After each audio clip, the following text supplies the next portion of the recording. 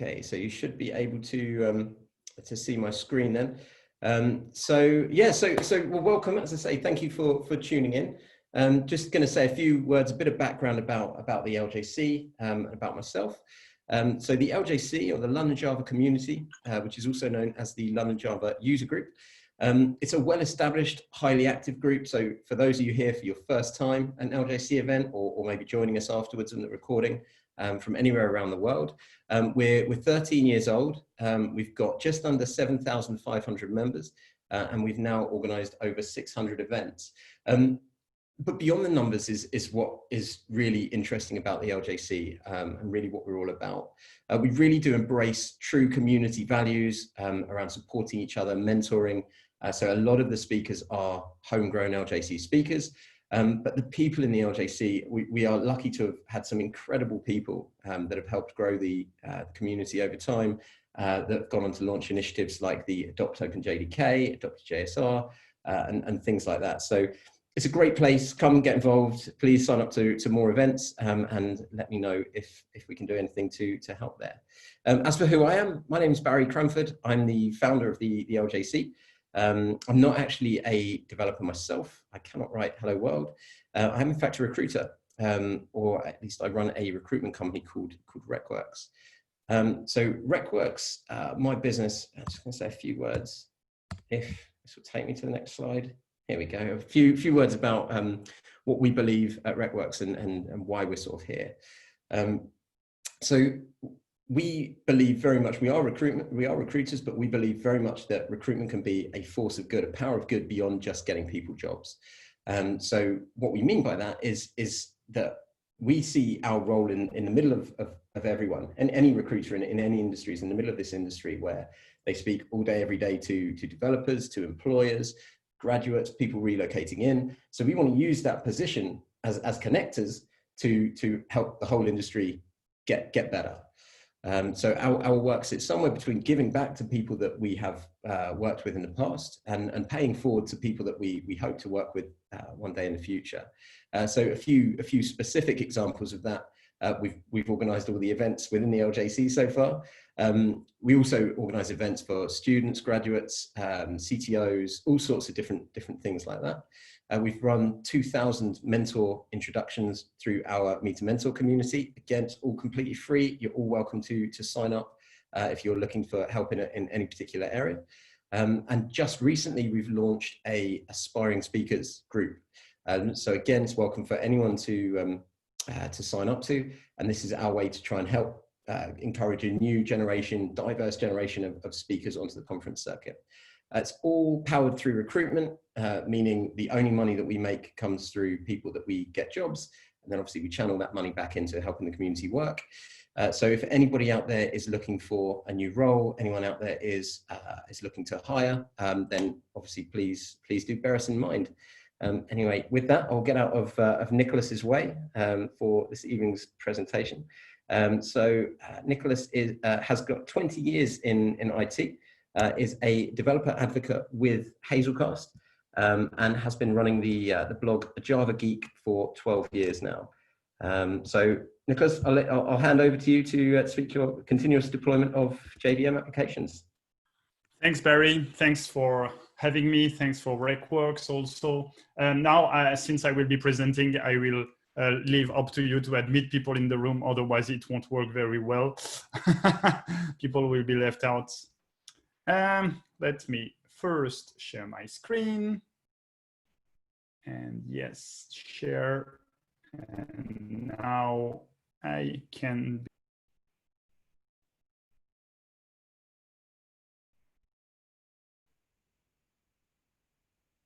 Feedback, does everybody see my screen, or at least half the people, because I inferred that if half the people see the screen, then the other half also see it. It's all good, thanks. All good, yeah. Thanks a lot. Great. So thanks to be here, as I mentioned, for this talk. I know there was another talk. When I checked the dates, there is another talk today about the 25 years of Java. And so I very cherish the fact that you decided to come here to this talk. So I am Nicola Frankel. For 20 years, I've been been working in IT in different technical roles. Like, of course, I started as a developer, then I went to team lead doing some architecting stuff. And like 1 year and a half ago, I decided to go to the developer advocate role. And I have a lot of, let's say, not crazy, but creative ideas. So I'm always trying to tinker of. Right now, I work for a company called Hazelcast, and perhaps you might know about Hazelcast. Our main product is called IMDG, in-memory data grid. And basically, you can think as an in-memory data grid as distributed data structures. So for example, you have these like very classical map objects, and instead of being like in memory, in your memory, like you have the same API, but perhaps the data is partitioned all over different nodes. And then we take care of like managing the distributed port for you. If you have worked in distributed system, this is not easy, this is not fun, this is hard, this is complex, there are bugs or like potential for bugs everywhere. So we try to manage that for you. Our other product is called Hazelcast Jet, and this is what I'm going to use in ports today. So I don't want to talk too much about it right now.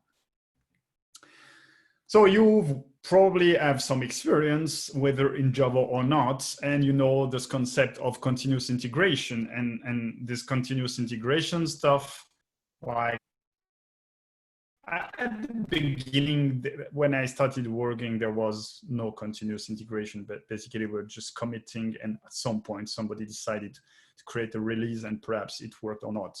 Of course, tests, that was not existing. Even a couple, I went to work in Switzerland like 12 years ago, and I think one of my first customers there, they had tests in that they had the main method, and then they executed the main method manually to check. But nowadays, I think that it's ingrained in every company, in every developer team, that you should continuously integrate, because we are working perhaps like in the same office, but probably now even more than before remotely. So you want to make sure that the bits and pieces of code that everybody writes, then they can compile together, and not only they can compile, but they can work like independently. And then afterwards, you want to create a package, and you want to make sure that the package work as expected. And if you are using containerization, then probably you want the jar or the word to be containerized, and then you can store it in a registry, so you can tag it and everything. And so I believe that everybody does it. I hope that everybody does it. But beyond continuous integration, you have continuous something else. And you have continuous delivery, and continuous delivery actually is much harder. You often see the CI/CD acronym. I hate that acronym. I even wrote a blog post about it, because continuous integration, like CI, a lot of people like know what it is, but again, you can add or remove steps depending on your maturity level. But CD, what does it mean? Like delivery of deployment. And for me, the semantics is delivery. You take the package or the container or whatever you want to run in the end, and you bring it up to the place where it's ready to be deployed at the push of a button. And it's much harder than continuous integration, because you need to think about environment. You cannot just do your dev stuff. You must involve people who are like caring about the environments, and perhaps also the ops people. And now there is a new term that there is DevOps. So like those companies, they say, oh, we don't have ops, we don't have DevOps, but true DevOps is really hard to do. Anyway, so you have afterwards, then the next step, then it's continuous deployment. So basically, when you continuously deploy, then there is no manual step, there is no push of a button. Like a commit could like potentially be like triggering a complete deployment of the software in production. And once you achieve that, since there is no manual step, then you don't want to have any downtime. And I expect you, if you do continuous deployment, you don't have to. And the thing is, as I mentioned, continuous integration should be nearly ubiquitous right now, but continuous delivery and continuous deployment are very, very rare. And one of the problem of continuous deployment in the JVM world, it can be Java, Kotlin, Scala, whatever, is that in general, what you do is you stop the JVM, you overwrite your jar or your war, and you start the JVM again, meaning that at some point there is a downtime. And the issue with that is, like, traditionally, that's what we used to do. Like, you came to a website and the website says, oh, sorry, we are in a maintenance for a few moments, come back in a few minutes. But then there were companies that there are companies that are doing continuous deployment right now, like Facebook or Gmail or whatever. And basically, everybody now expects application to be up all the time, which puts a lot of pressure on companies that don't do that. And I've worked a bit into the e-commerce domain, and basically if you put a come back later sign into your application, yeah, the customer will buy somewhere else, they will never come back. So downtime is really hard for the business. And perhaps you already do continuous deployment, or you know the technique to do continuous deployment. Like already since a decade, we have this blue-green deployment strategy. So basically you have like two environments. They are completely similar. Let's call them blue and green. And one of them is currently the production. So here the production is the green environment. And then you have the blue environment and you make everything ready. So you deploy on this blue environment, and at the click of a button or whatever, a trigger, then you move the router from the green environment to the blue environment. Of course, there are a lot of problems with that approach. One of the approaches, hey, but about the data, like people are just writing on the green database and now you switch to the blue database. So what to do with the data? Oh, just it cannot be like instantly copied from the.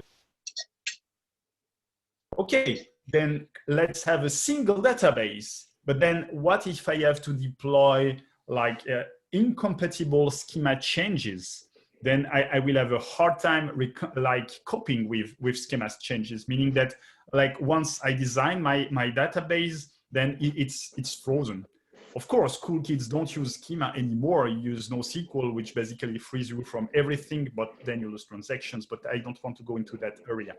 So the data is one problem. The other problem is, oh, but once you switch your arrow from the green environment to the blue environment, what happened to the people who are still using the green environment? How do you move them to the blue environment? And sessions, which also is a data issue. So how do you cope with that? I will mute the people who like, okay. So it's good, but of course, you might also know about Kubernetes. Like Kubernetes also solves all your problem magically. So you have this rolling update, which means that once you have like several replicas, and then you migrate your node one by one. But in this like magical scenario, what most people show you is that there is no database, because if there is a database, then you are back to the problem that I described just before with the blue-green deployments. Now, let's imagine that if I could tell you that you could change the bytecode inside JVM with no downtime, that would be magical. Then you just don't need to replace your war or your jar. You just like change the bytecode, reload the class, and it works magically. That would be really, really good. So I will show you how to do that, but we need to dig up until like up to some domains that perhaps you might not be familiar about. First, I will tell you about the attach API, and third, show you how you can bind them together and with streaming, so that you consider your bytecode as events and stream them. And finally, I will try to impress you with the cool demo. So first, probably you know about Java agents, and like in general, people are introduced into Java agents because they have monitoring in place. So you run your jar or your Tomcat with Java -agent column and then pass to an agent. And then every time something happens, then this monitoring does some magic. And you must understand that those agents are just regular jars. They happen data. And if you write a Java agent, basically you are using the Instrumentation API. And the Instrumentation API is an API that allows you to change the bytecode of a running application. So as I mentioned, in general, in monitoring, you use the first set, which is a static agent. So basically, when you launch the JVM, you set a path to the agent, and then during all the life cycle of the JVM, then the magic of the agent will happen, whatever it is.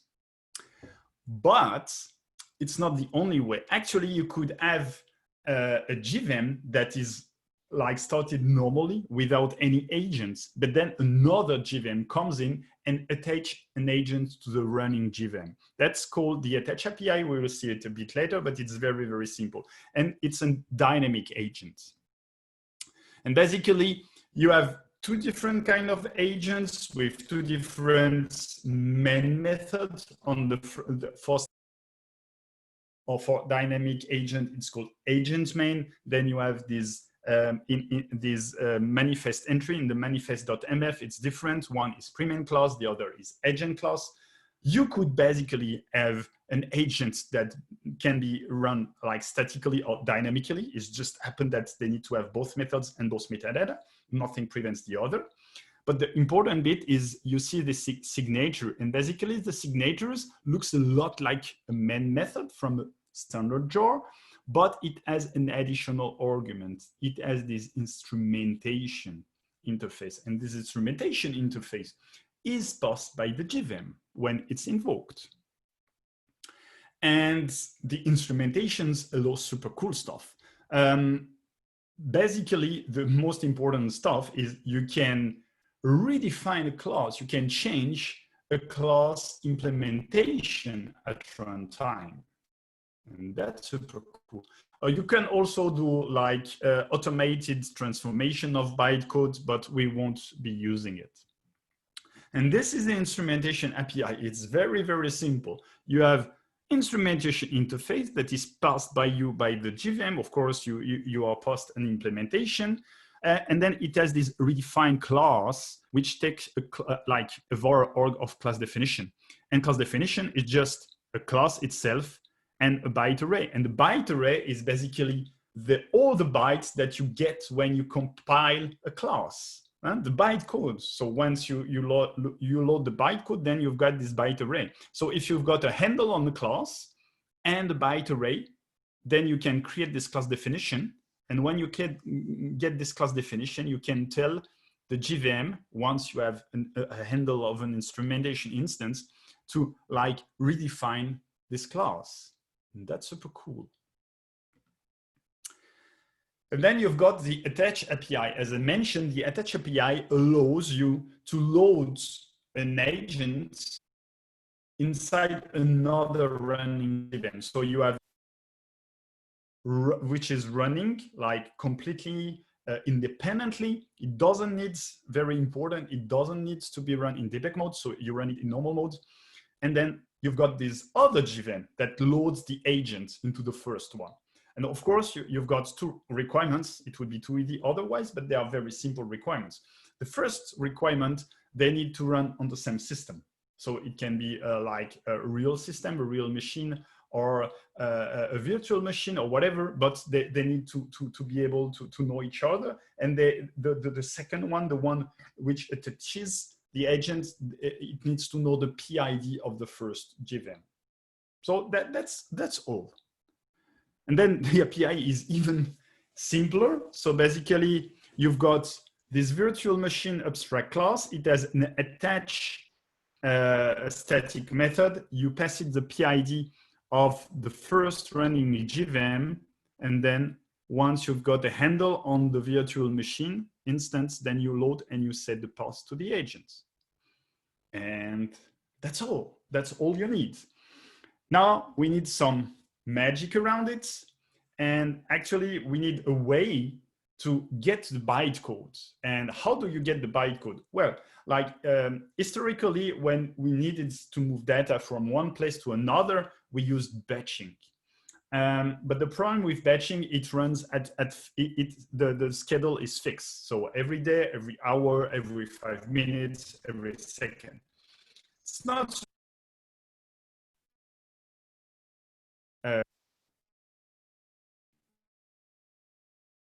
write my code, when I compile, when I build, I can make like a lot of changes very frequently, or I can like do nothing for 5 hours.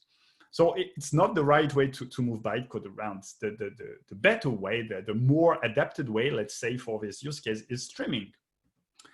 And streaming, basically, you are just registering a listener, and every time there is an event, then you trigger something, you get the event.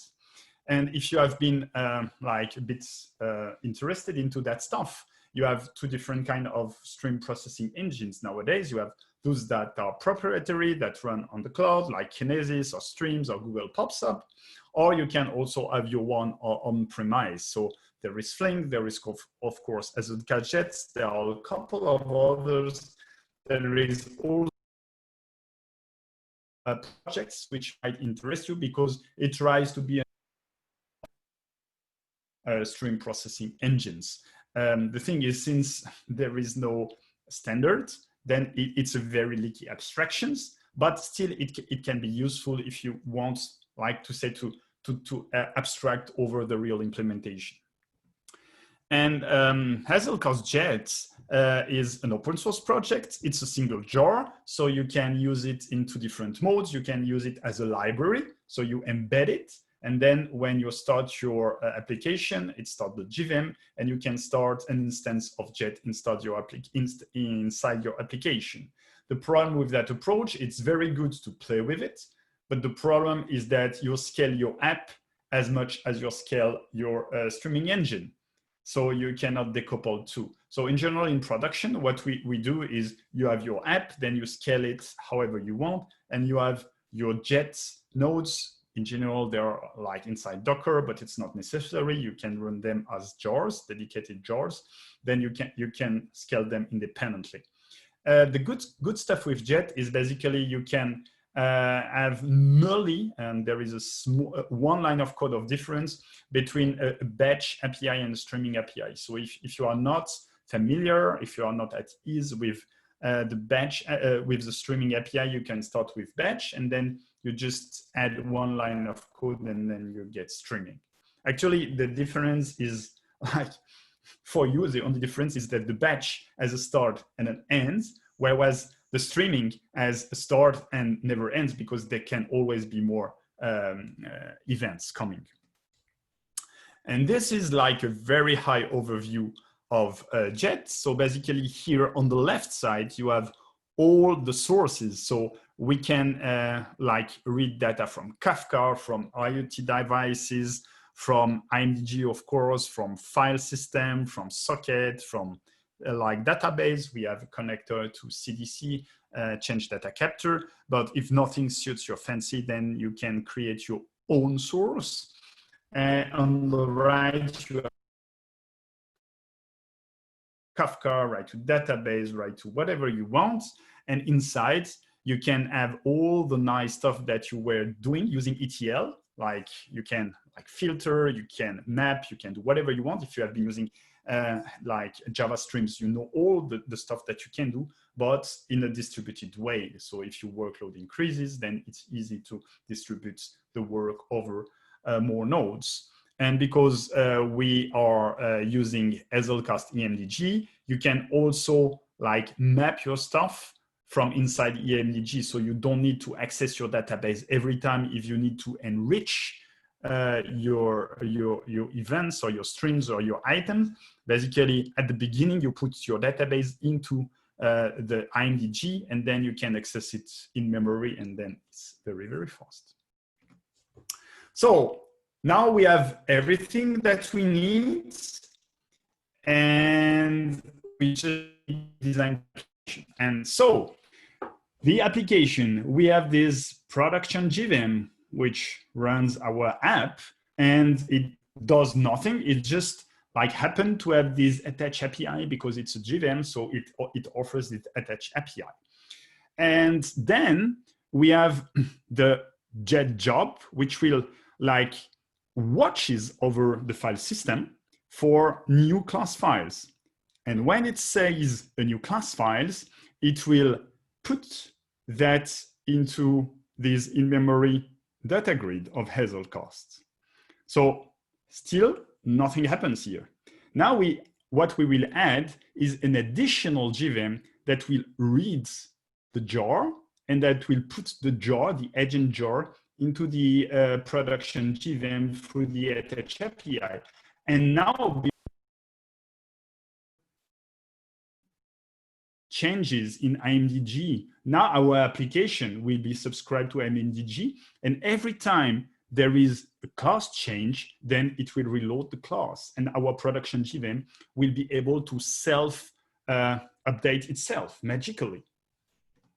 If I make this diagram dynamic, so I have this Jet job, it's hard for me, for my French mouse to say it. So we have this Jet job, which loops, so it will read constantly. And if there is a change, it will put the bytecode into IMDG. And the agent will attach itself to the production JVM and make the production JVM like subscribe to change in IMDG. And so when there is a bytecode change event, then it will be read from the production JVM and the JVM will reload its bytecode. That looks great. I hope that looks great for you too. And now it's time for a demo. So now I must pray the demo gods, because everything I've told you so far probably raised your expectation. And if it doesn't work, then I will look like an idiot, which is never super comfortable for a demo. So here I have created this project for you. So even if the demo doesn't work, since it worked before, I'm pretty sure it worked before, I will share with you the GitHub repo and you can replay it at home. So I have this work stuff, and this work stuff is just a stupid project that has two classes. One is a server, which prints hello world, amazing. And the other one is the main class. So I'm running Tomcat embedded. I don't try to get fancy. I'm not using Spring Boot or whatever, like simple stuff. And then I run this application. And I run it, very important, I run it normally, no debug.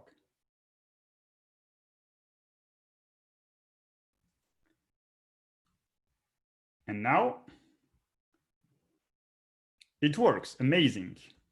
That's very nice engineering. That's the top of my developer skills.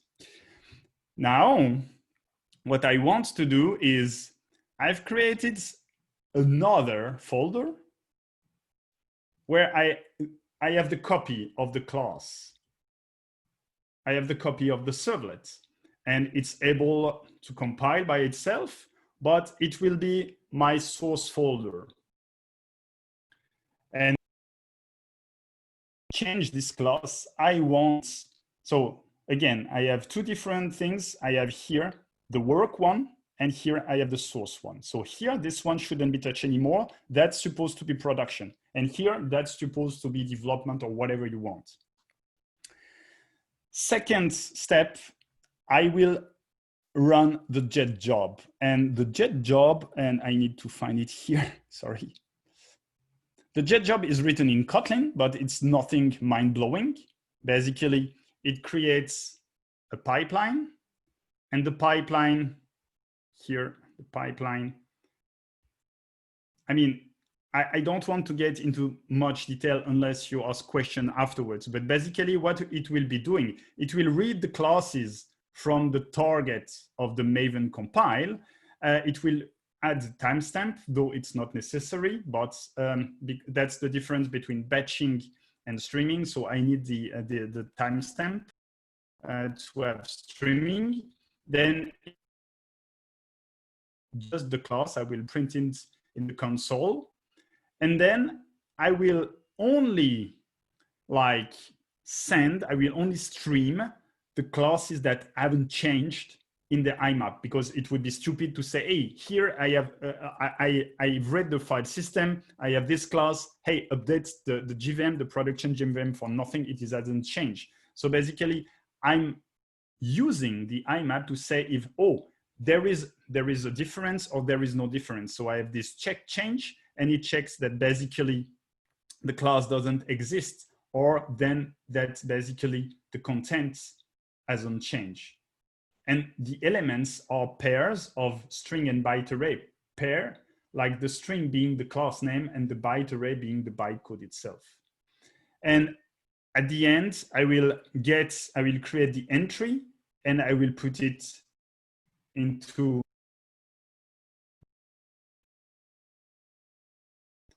then I have this attached stuff. So I will run it now. I will.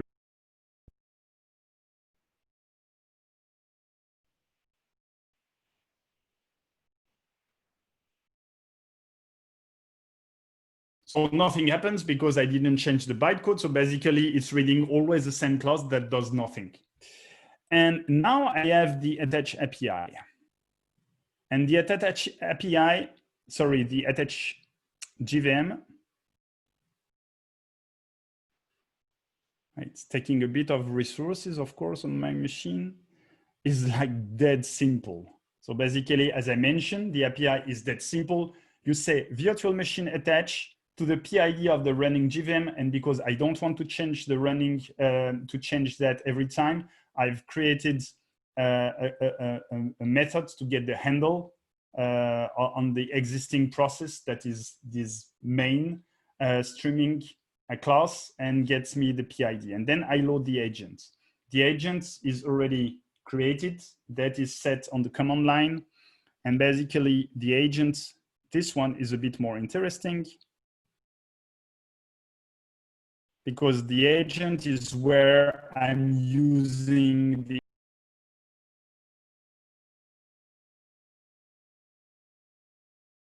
very small, very simple. So this is the agent, because this is dynamic agent. I'm past the instrumentation, and basically I will create a connection to the Jet cluster, and I will get here, I will get the map where I put all the bytecodes, and every time I have a change, I will react to it. And what I'm doing is basically when I get a change from the stuff that is stream, which I remind you is the class name and the bytecode, then I will create, and then I will redefine the class using the instrumentation that I've got a handle on. So very, very simple. And now is the time where it should work, or I should die in shame.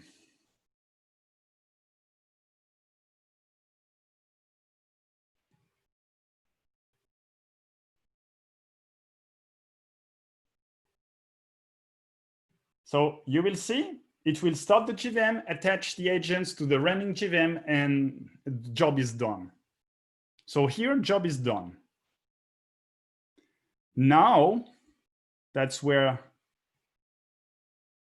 I can show you that it works or not, is I'm in source, basically I'm in the source.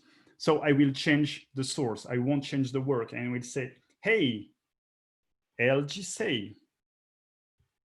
Now I will compile it, because otherwise nothing happens.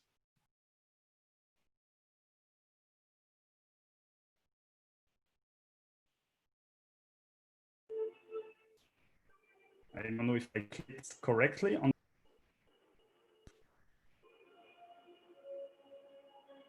Yes, so here my bar should have been done. And now if I reload, no. So probably it was not streamed. It was not compiled. But I just needed a new query. Sorry? Excuse me? Somebody has been talking, but I didn't understand.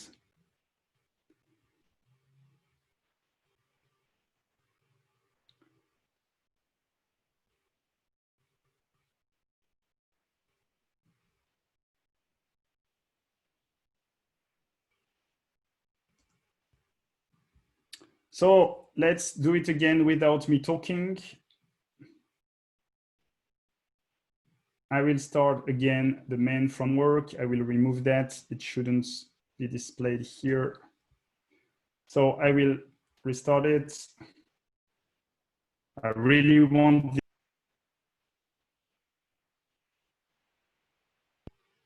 Now I will run the job.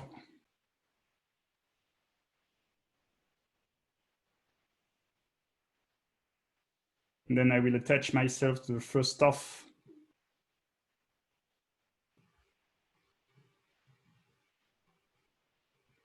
And now if I LJC,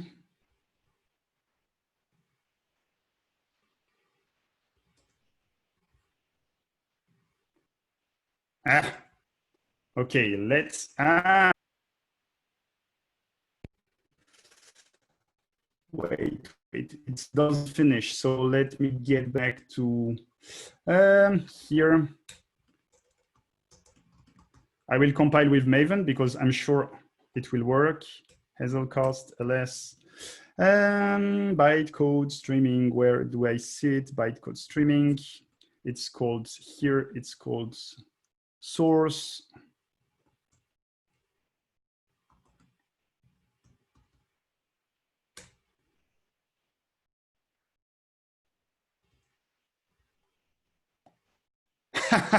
Okay, so this is one of those times where it doesn't work and I have no clue why. So the only thing that I did, and I will regret it forever, is that basically I updated my JDK. So it streams, but it doesn't, it streams, but it doesn't see the changes. So I don't know what happened. That's sad. Sorry about that. It's always a bit awkward. But let's imagine that everything works, because I cannot take time to debug it now. And one of the limitations is basically, since we are doing continuous deployments, the fact that we are creating an artifact, we are tagging it with a version, and then we deploy this artifact. Well, it doesn't work anymore. So if you are doing continuous deployments, that's something you must let go of. That's part of the game. What the demo doesn't do either is I don't load any new classes. Like I'm just getting the bytecodes of existing classes that are already loaded, and I redefine them, which is probably like very, very limited. I probably want to be able to load new classes. For that, I need to play with the class loader. And well, it's more black magic. Also, something that you must be aware of is that the redefined classes, you cannot add, remove, or rename fields or methods. You cannot change the class hierarchy. You cannot change the signature. So redefined classes is also very, very limited. So how can we do to what? Well, first make the demo work. I don't know why again, but instead of streaming from my own machine, probably you want to stream from the continuous integration pipeline, because you don't want your developer to directly deploy in production. But what you could imagine is you trigger the commit, like triggers the build, and then the stream job doesn't like read from my machine, but reads from the server. That could be like completely acceptable. Also, if you really want to have some additional data, you could like get this additional data from a Git meta tag and add it to your classes, so that you could have like a lot of different classes with some of them having different Git tag versions. And finally, if you want to have like something that handles everything, you might know about Spring DevTools. And Spring DevTools affects the class loader. Like it has its own custom class loader. So what it does is if hotspot doesn't work, what it does, it scratch all the classes and then it reloads the classes on one class loader, and it keeps the classes in the library class loader. So basically you can restart very, very fast instead of restarting everything, which takes a long time. And so if you want to improve on this demo, then you could do that. So thanks for your attention. I'm sorry it didn't work. You can still follow my blog where I publish weekly blog posts. You can follow me on Twitter. And of course, and I invite you to do so, you can use this bytecode streaming repository and try to do that at home, where I hope it will work for you. And now perhaps there are some questions. And please, no question about the demo.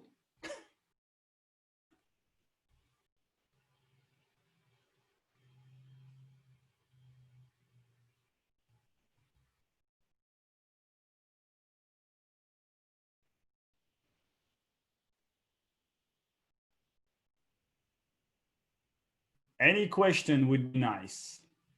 Yeah, hello, it's Bruno here. I just wrote in the chat. Did you do some kind of performance measurement regarding different sizes of agents? And also no, different mem caches? No, I didn't do anything. It's just, my point was just to try this crazy stuff. And actually, my point was like the main point is to try to like make people think that a lot of stuff that we are doing can actually be like streams. Like we have a very sequential view of the world, especially as engineers. So you have process and then you process this, and all of them are completely decoupled.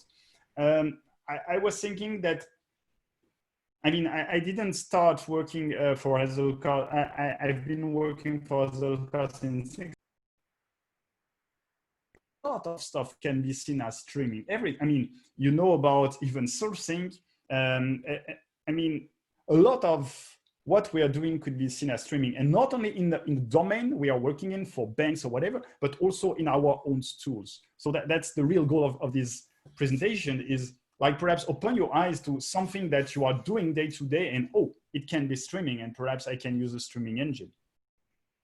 See, this is not, the point was not to create a full-fledged product around that. It's just that if you want to create a full-fledged product, of course, now you can, and this is on GitHub, you can use it however you want. Understood. It's an interesting idea. Thanks. All right. Hi, Nicholas. Thanks for the presentation. All right. I've actually been looking at database systems, and I don't know. Is there any how you could explain to someone who is like to the non-tech person, how would you describe in-memory database systems or in-memory database grid?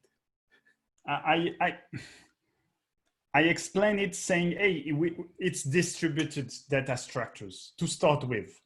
And afterwards, once people start thinking distributed, then you can bring the conversation to like backup and partition and replication and all this stuff that is hard to explain at first. But that's what I'm trying to explain. How I explain it is, hey, you have this IMAP, this map, but you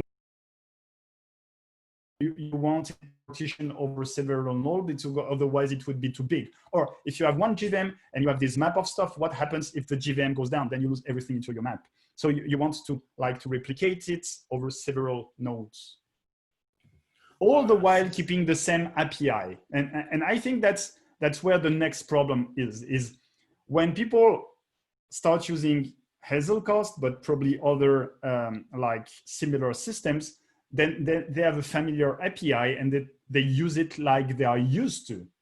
But the problem is that because the complexity is so well hidden, you can do a lot of performance, let's say, bad practices. So that's the second step. But at first, if you have somebody who doesn't know anything about like in-memory data grids, yeah, let them know queues, lists, whatever. Oh, I see. Thanks for that.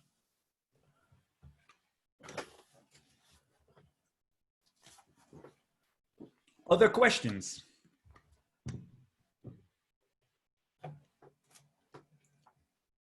Other comments? Yeah, I'm trying to look through the group chat. There seems to be nothing there. So I might just follow up with another question. Say, what's the like for the use cases? What's your target industry? Let's say, if I may ask. Regarding what? Regarding data streaming or regarding? Yeah, regarding Hazelcast IMDG. Well, the talk is not about IMDG proper. This talk is about Jet, but IMDG is already used a lot in financial industries. Basically, I mean, as soon as you want your performance to improve, then you set up a cache. I mean, if you have all your data that sits in database and you need to go, like every time you need to do round trips from your application to your database and back again, then if you want to be very fast, that's not going to cut it. And of course, then you can use like NoSQL database or whatever, but still you have disk access. You will have disk access. Yeah. So the point of distributed data, of in-memory data grid, is to get the data in memory. And for a long time, memory was very expensive, so that didn't work. But right now, memory is quite cheap, and every year, the price of memory goes down. So basically, then you can put really all of your data in memory, and then you don't need to go to the database every time. And if you couple that with like data streaming, like I showcased, then, for example, imagine you have credit card transaction and you want to do fraud detection, then you can have everything in. So you can have very, very fast feedback loop to the customer. Right now, our like golden poster child for usage is fraud detection in financial services, in credit card transactions. All right.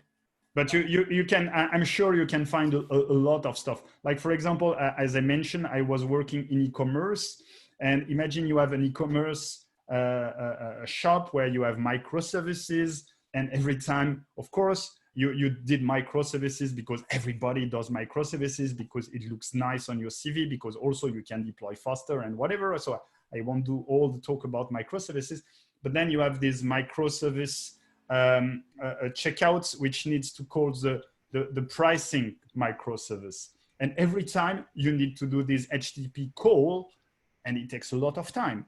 And when the customer is at checkout, you want to be very, very fast, because you don't want the customer to stop thinking, oh, what I'm doing here, and oh, okay, I will leave this site. You want him to like pay right now. So you want the price right now. And one of the good things is, hey, why don't you cache the price in the checkout microservice? And you will tell me, hey, but the price, I mean, it's not a good idea because the price will be wrong. Yeah, but not so much. So the first is price might not be so much wrong. The second is every time you manage to contact the pricing microservices, you can update it anyway. So it will be cached anyway. And not so stale. And in e-commerce, you don't care that much about the price being wrong versus the trade-off of not selling. You want to sell, even if it's at not the right price. And if you sell sometimes a bit higher and sometimes a bit lower, at the end of the day, everything will be average, but you will have sold anyway. So if you start considering all that stuff, then you might put like early the need to have the correct data when you really dig deep is not that high. Like I know that in France, I thought it was everywhere, but I thought that it was everywhere, but I noticed that it's the case in France and in some other countries. So there are some outliers, but basically when you check your bank account, you don't have the balance of today, you have the balance of yesterday. Why? Because the banks, they kept their old systems before the internet, and they just duplicated to a front office where it can be accessed by people in read-only. But so basically they are writing to this front office and you are reading from this front office. So you cannot access their own back office because I mean, it would be a huge security issue. And the offloading, the writing of the back office to the front office of the banks is done by batches every day. And everybody like accept. Of course, it would be better if it would be more accurate, less stale, but if you know about it, that's fine. And so if you start thinking about it, you can find a lot of use cases where basically putting the stuff in memory brings you a lot of benefits. There are trade-offs, like stale data or whatever, but in a lot of cases, the pros outweighs the cons. I hope I answered your question because it was a long answer. Yeah, definitely. You that example about the banking in the banking space, that was really pertinent, because I know a lot of banks. Well, I bank with certain banks that my balance still shows me balance from like 3 weeks ago.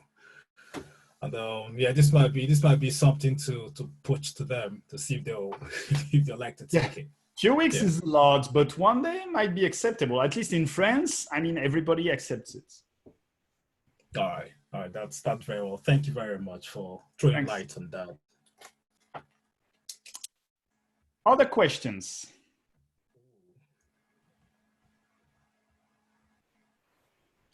Okay, there are no other questions. So I thank you a lot for your attention. I'm again very sorry that it didn't work. I still don't know why. Perhaps I shouldn't have updated the GDK just the day before, but anyway, that's a good lesson. Never change anything just the day before the demo. And so thanks a lot. I wish you a good evening.